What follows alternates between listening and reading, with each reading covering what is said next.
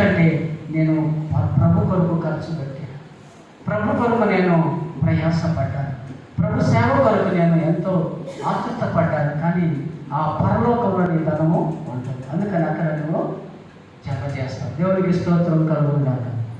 వాక్యం ఎక్కడ భద్రపరచాలమ్మా? హృదయంలో. హృదయంలో భద్రపరచాలి.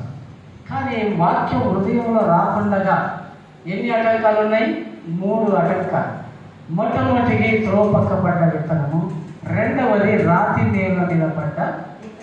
రాతి నేల మీద పడ్డ విత్తనం అంటే ఎలా ఉంటుంది? కింద రాయి ఉంది, విత్తనం పైన ఉంది. ఇప్పుడు అది మొలకెత్తుతారంటారా? అయితే కొంతవరకు ఉంటుంది. అది విత్తనం కొన్ని రోజులు ఉంటుంది, కొన్ని రోజులు మాత్రం ఉంటుంది.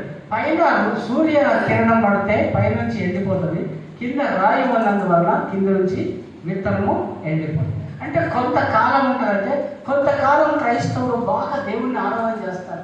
అబ్బో, దేవుడు నాతో మాట్లాడాడండి, ఈరోజు పాస్టర్ గారిని బలపరుచుకొని దేవుడు నాతోనే మాట్లాడాడు, నా జీవితాన్ని సరి చేసుకుంటానని చక్కగా ఆనందిస్తాడు, సంతోషిస్తాడు, ఆరాధిస్తాడు, కీర్తనలు పాడతాడు, ప్రార్థన చేస్తాడు, అన్నీ చేస్తాడు. అన్నీ చేసి ఒక 6 నెలలు, సంవత్సరం, 10 సంవత్సరాలు అయిన తర్వాత ఏమైపోతాడంటే మెల్లగా ఆత్మీయ జీవితంలో వెనకబడి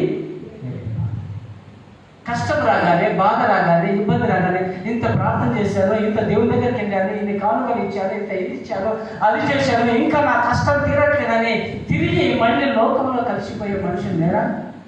ఉన్నారు. కొంతకాలం భక్తి చేశారు, కొంతకాలం మంచిగా వచ్చారు, సంతోషించారు, ఆనందించారు. ఒక ఆమె నాకు తెలుసు, కుమ్మరి వాడు కుండలు తయారు చేస్తారు కదా, మా ఇంటి పక్కన ఉంటారు వాళ్ళు, కుమ్మరి వాళ్ళు ప్రభు నమ్ముకున్న తర్వాతగా ఆమె వచ్చి నా దగ్గరకు వచ్చి చెప్పాడు, బ్రదర్, ప్రభు ఎంత గొప్పవాడు తెలుసా? చాలా గొప్పవాడు నాకు చెప్తున్నాను. నేను ప్రభుని ఆల్రెడీ పరిచయం చేస్తున్నాను అని అంటుంది. ప్రభు చాలా గొప్పవాడు అని అక్కడ ఇక్కడ సాక్ష్యం చెప్పడం తెలియదు. నేను కూడా తీసుకెళ్ళాను, పలానా చోట తీసుకెళ్ళి సాక్ష్యం చెప్పించాను. చాలా గొప్పగా చెప్పింది, చాలా బాగా చెప్పింది. కొంతకాలం చెప్పింది, దాదాపు 6 సంవత్సరాల వరకు చెప్పింది. ఆ తర్వాత ప్రభుని వదిలిపెట్టేసి తన కొడుకు